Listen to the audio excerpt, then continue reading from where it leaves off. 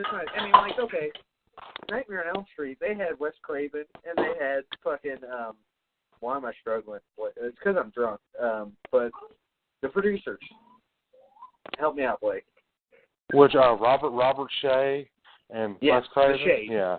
Yeah. You had people that had their back. Well, Paramount's always been kind of a piece of shit.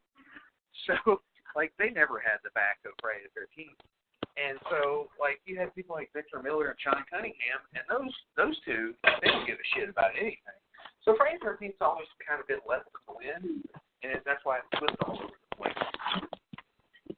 Well, it's really disheartening because, the fans have been waiting for some video game, this video game thing to come out forever. I mean, and we had gotten to play with him in Mortal Kombat X and the like and all that, and you kind of got to still have him. But this is the first time there's ever been a game completely devoted to Friday the 13th. And though my home is Elm Street, my other home away from home is Camp Crystal Lake, because I think I've seen those films just as much as I've seen the Nightmare on Elm Street films. And I was really pleased with the gameplay. I was pleased with the graphics. I was pleased with the effects. And, of course, they had Kane Hodder do motion capture, and he's everybody's favorite Jason. So there was so much going for this game, and now it's pissed all these people off. And I can't really say much to the fact about the argument because, between Victor Miller and Sean Cunningham, because obviously Bob Shea and Wes Craven had their differences, and then I produced a literary work on that, and I could have very well been in the same position as far as securing rights and all that. But I mean, again, in my case, Wes Craven was dead by that point. He was alive when I started the book, but midway through the book, he died. So there wasn't really, and I can almost guarantee there probably wouldn't have been this really precarious relationship between Wes and I like there has been between Sean and Victor. And it's really just a shame because Jason took Paramount to the whole other level. I mean, and if I'm not mistaken, guys, didn't Victor Miller admit that he wrote Friday the 13th as a way to try to rip off the success of Halloween? Sean Cunningham said that. Victor Miller said that. Basically, yes, they were ripping off Halloween, but at the same time, they just needed to make some fucking money. They had done some kids' films, which failed, so they were just trying to make money. And you know what? I can't blame them for ripping off Halloween. Fuck, I would have done it too. Well, yeah, I mean, Halloween's a great film. I mean, I'm not bashing Halloween at all, but is this really?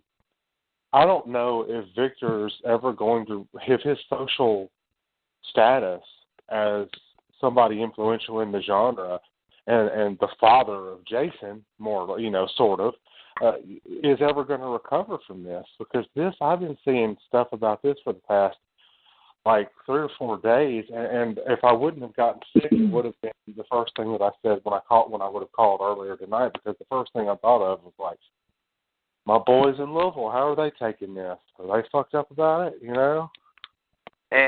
I mean, it's more the same, is the way I see it. You know what I mean? They can't get a fucking... I'm more worried about the movies, and they just fucking can't do anything with them, so it is what it is. And the game, Vic might be upset about it. He plays it, I don't. Yeah, it's stupid. Is it a good game, Vic? Do you enjoy it? It is, man. It's really enjoyable. I haven't played it in a while, but yeah, I mean, you get online with a bunch of friends, and one person's Jason, everybody else is counseling and trying to survive. So it's pretty cool. See, I grew up with stuff like Halo, and obviously that was when I was in high school. Halo had, towards the tail end of my high school years, Halo had come out, and then we had Call of Duty and all that other stuff, and it seems to me as though Friday the 13th, the game, was the horror equivalent to the popularity that those games had. Yeah, because it's strictly just a online-based game. There's no offline story mode. There's an offline game that you can play, but it's the same thing you play online. So it's kind of stupid to play it. From what I understand, and I may be mistaken, but from what I understand, wasn't there supposed to be more DLC and more things coming out until this all happens? Yeah, like they've been putting out DLC like every month or so since they released it, but yeah, now it's just it's just a kibosh and everything, man. That's a fucking shame, man. Yeah. They said they're going to keep like upgrading what they already have out, but they're not going to be able to release anything else. So it's kind of shitty. Yeah, it's just that really bums me, because I know how popular the game was and how long everybody waited for it. So and I've seen all these horrible tweets. People are tearing Victor Miller apart. Like, I don't hear as much about people tearing Sean Cunningham apart as much as they're tearing Victor Miller apart. I think because Sean Cunningham stuck with the franchise, even if he's a fucking moron, because he's the same idiot that said, you can have Jason in this movie, but get rid of that fucking mask. And I'm like, Sean Cunningham, you are a moron. But, at least he stuck with the franchise. He's always back. Well, that would be like having Freddy Krueger without his claws or without his striped weapon. Claw. Shut up, moron. Yeah. You know what I mean? Yeah, shut up. Jesus. He's a moron. I didn't like him on that. Is he a bum, guys? Yeah, he's a bum. He's an overrated bum, too. But Victor Miller's an overrated bum, too. So let me just put that out there. They're both overrated bums. They got lucky that the sequels saved their asses because the first one was good, but, I mean, as the sequels, they really made the series as far as I'm concerned. Yeah. I mean, Jason showed up in the second one, and then he was the main character from there on out. And I mean, I get that it was kind of cool to have Mrs. Voorhees as the grieving mother who sort of took it above and over the top, and her being the killer in person was unique. And I like the idea, but I'm not certain that they could have kept that same vibe and with that same thing and had it survive a full franchise. I don't think they would have been able to do 9 or 10 movies or all that off of it. Not a fucking chance. You're right. So I mean, and I love Betsy Palmer, may she rest in peace, but I'm certain she probably wouldn't have stayed through the entire franchise if she would have. Could you imagine the zombified fucking Mrs. Voorhees? She hated it. She wasn't proud of the franchise. She wasn't a horror person. She was like Jamie Lee Curtis was sort of that way later on about Halloween. She wasn't proud of her horror roots. Now, of course, she's going back there again. But let's move on for Friday the 13th. We talked about it earlier, Blake. Since we have you on the line, what do you think of the new trailer, buddy? What I've seen of it, I really, really like. And again, there's a mixed bag of people. I guess what bothers me, and it's not really a grievance, it's just because it's what I'm used to. The fact that this film is supposed to retcon parts 2 through, I guess, H2O, all the way up to the original series. The first one, yeah. Which I'm okay with that because it pissed me off at first, Blake. Like, it pissed me off. Well, I'm not pissed. It's just, I'm friends with George Wilbur. I'm friends with all those people, and those films, I grew up with those, and I loved his interpretation of Michael Myers. I think George Wilbur was a good Michael Myers. Yeah, but we know that those movies happened. You know what I mean? We know those movies happened. So they're just going this in a different direction. I wish they would do that with other ones. Like with Friday the 13th, maybe they could, ignore fucking Jason X and maybe Jason Takes Manhattan and Jason Goes to Hell and then go from there. I like Jason Takes Manhattan.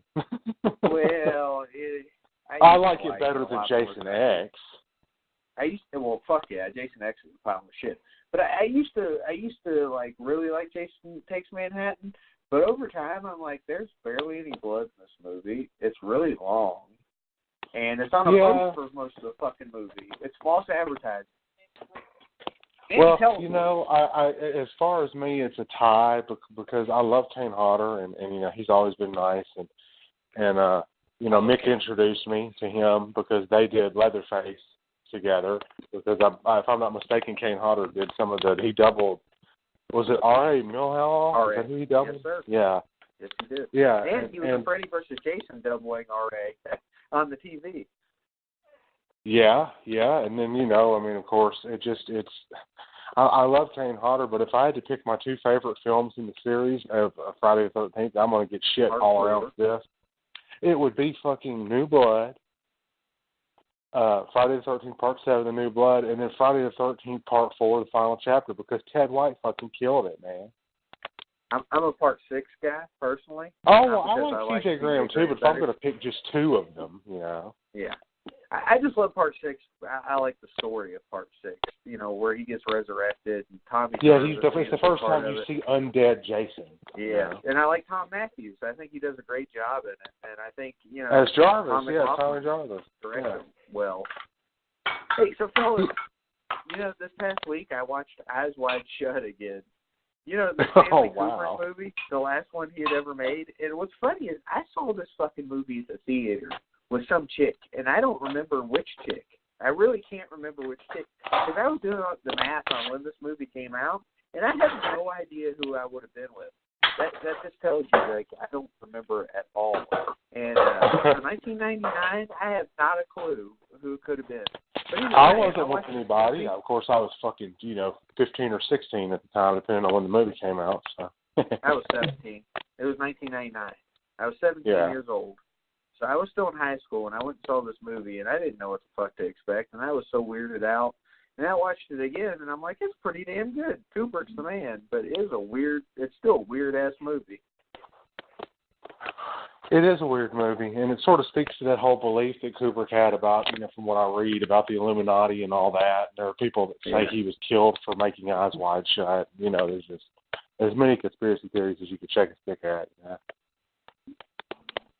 I love Kubrick, though. He was the man. But anyway, he was. Yeah.